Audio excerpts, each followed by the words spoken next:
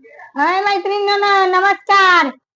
मी बघा आज भोगीची भाजी बनवली आहे आणि मिक्स पिठाची जी तुम्हाला व्हिडिओ दाखवला होता त्याचीच भाकरी बनवली. त्याच्यात ज्वारी आहे म्हणून. तर आता म्हटलं कुठं बाजरीची आणू.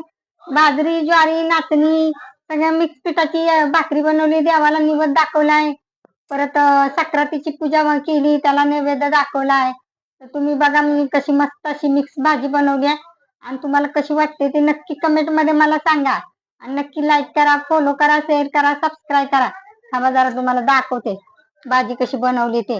एकच नंबर भाजी झाली. तरी तर बघा मी ही भाजी बनवली मिक्स भाजी.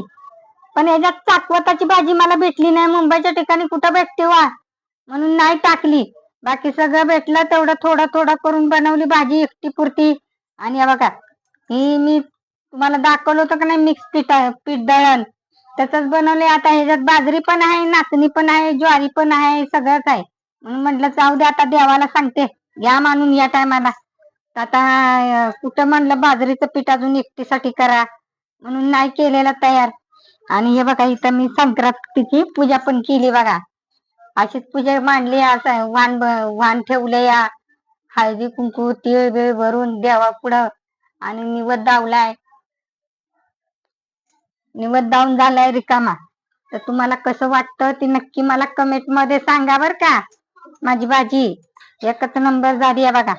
आहे का. मी आपली सुकीच बनवली, पातळ बनवली नाही. एकटीच खाणार आहे म्हणून.